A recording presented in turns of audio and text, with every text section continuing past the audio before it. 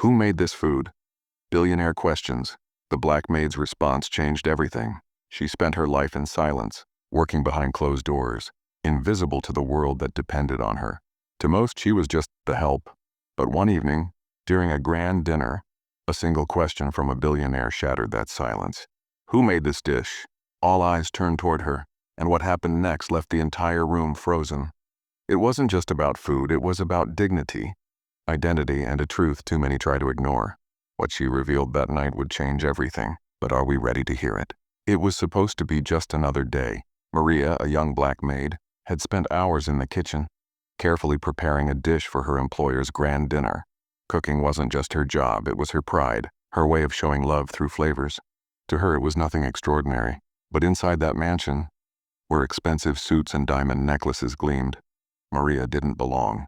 At least that's what some people thought. As the evening began, the guests arrived with laughter and arrogance. Barely noticing the woman who had made their feast possible, Maria stayed quiet, moving in the background like a shadow. But little did she know. Her dish, the one she poured her heart into, was about to put her in the center of the room. And when the billionaire host asked the question no one expected, the silence that followed revealed more than just surprise. It exposed something darker, something Maria had faced her entire life. But tonight, it would unfold in front of everyone. The kitchen was alive with sound, the clatter of pans, the hiss of steam, the rhythmic chopping of vegetables. For Amara, this was more than a workplace. It was survival. Every day she rose before dawn, tied her apron, and stepped into a world where her hands spoke louder than her voice. She cooked with love, pouring into each dish the lessons her grandmother once whispered. Food can carry dignity when the world tries to strip it away. But dignity was not what most people saw.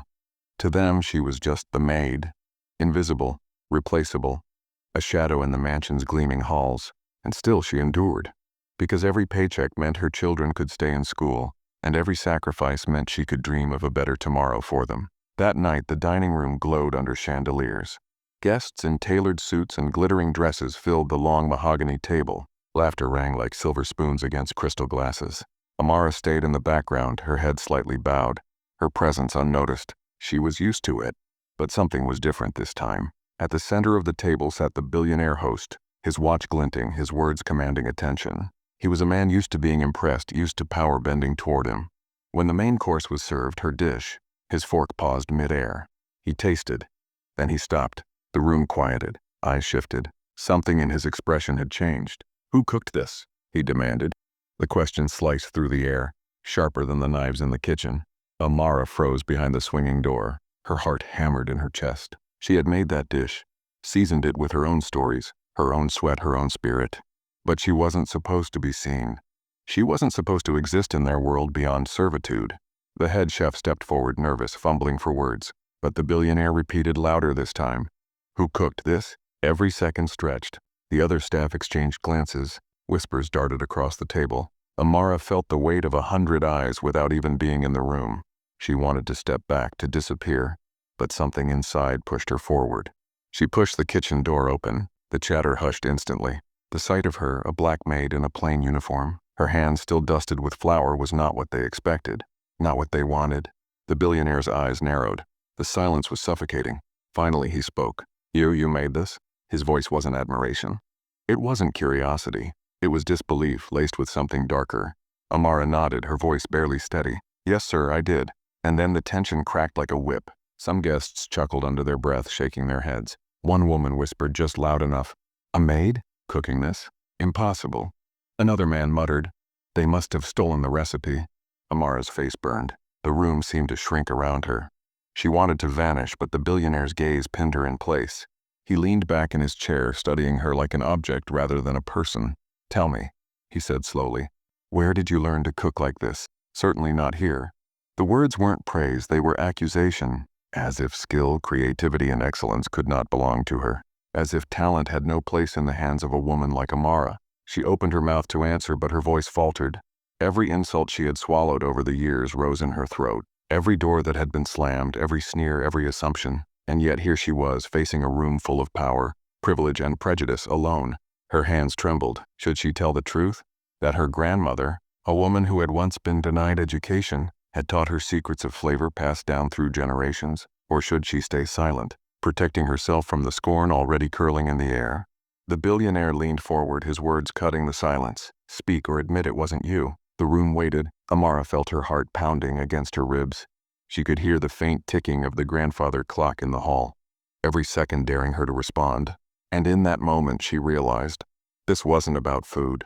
This was about dignity, about whether she had the right to exist beyond the label they had given her. She drew in a breath. Her next words would decide everything. But before she could speak, someone else at the table interrupted. The room fell silent.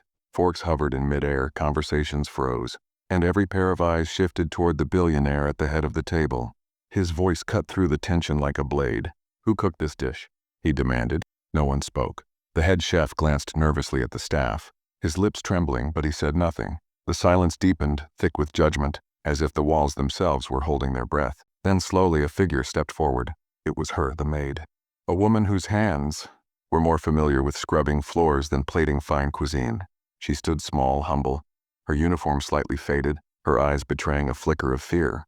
"I did," she whispered. The billionaire's brow tightened, as though her very existence at that table was an insult. He leaned forward, his voice rising. "You, a maid? Do you expect me to believe you made something of this quality?" "Impossible." Gasps rippled through the hall. Some guests smirked, others exchanged whispers, and the head chef looked down in shame, unwilling or perhaps too afraid to defend her. But she didn't bow her head. Not this time. Her chest rose as she forced herself to hold his gaze. "Yes," she said, louder now, steady. "It was me. I cooked it." The billionaire's face darkened. His hand slammed against the table so hard the glasses rattled. "Do you think this is a joke? That my table is a place for games?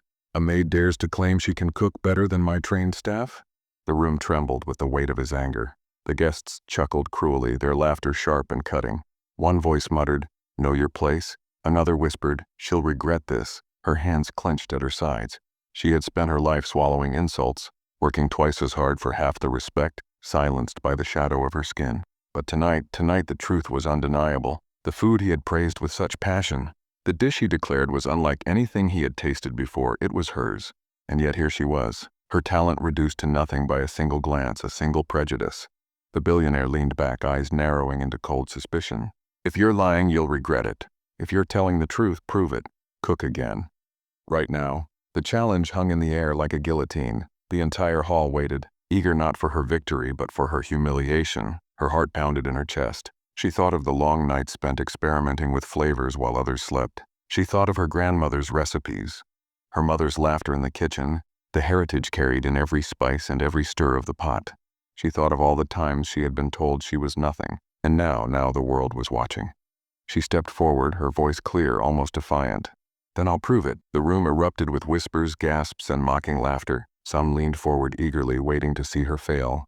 But in her eyes burned something no one had expected. Fire. And as she reached for the apron, the question lingered in the air, gripping every soul in that room. Would this be the night she rose or the night they destroyed her? The room was silent. You could feel it, the weight of every unspoken word, the tension that hung in the air like smoke that refused to clear. She stood there, her hands trembling not from fear anymore, but from the release of years of humiliation, of invisibility. For the first time, the billionaire wasn't looking at her as the maid. He wasn't looking at her as someone beneath him. He was looking at her as a human being. And when he asked that simple question, "Who cooked this dish?" and she stepped forward, every eye in that room shifted. Some with shock, some with disbelief, others with quiet admiration. But what mattered most was that in that moment the truth could no longer be hidden. Talent, brilliance, and worth had no color. But here's the deeper reality. Outside that golden dining hall, millions of people like her still go unseen, still go unheard, still get dismissed before they even open their mouths. She may have received recognition that night, but for so many the story ends differently. Too many voices remain silenced. Too many lives are cut short. Think about it. How many doors never open because of the shade of someone's skin? How many brilliant ideas are ignored? How many dreams are denied? Simply because the world refuses to see past color. This wasn't just about food. It wasn't just about a meal. It was about something much greater. The courage to demand to be seen. The fight to exist with dignity in a world that constantly tries to erase you. And maybe that's the lesson. Change doesn't always come in riots or headlines. Sometimes it comes in quiet moments, in kitchens, in classrooms, in offices where someone dares to step forward and prove that their value is undeniable. But here's the question that lingers. Will society ever stop waiting for proof? Why must someone be extraordinary just to be treated as equal? Why should excellence be the requirement for basic respect? Her story is just one spark, but sparks only matter if they light a fire. A fire that forces us to look inward, to ask ourselves, what role am I playing in this? Am I the one who ignores, dismisses, or judges? Or am I the one who will finally say enough? Because racism doesn't end with one story. It doesn't end with one person being recognized. It ends when each of us refuses to accept it as normal. So tonight, as you walk away from this story, don't just remember the dish she cooked. Remember the truth it revealed. Remember the silence it shattered. And remember the question it leaves behind. How many more lives, how many more talents, how many more dreams must be buried under prejudice before we finally choose to change? If you've ever faced a moment that changed how you see someone you love, share your story in the comments. Don't forget to like and subscribe for more powerful tales that touch the heart. Thank you for being here.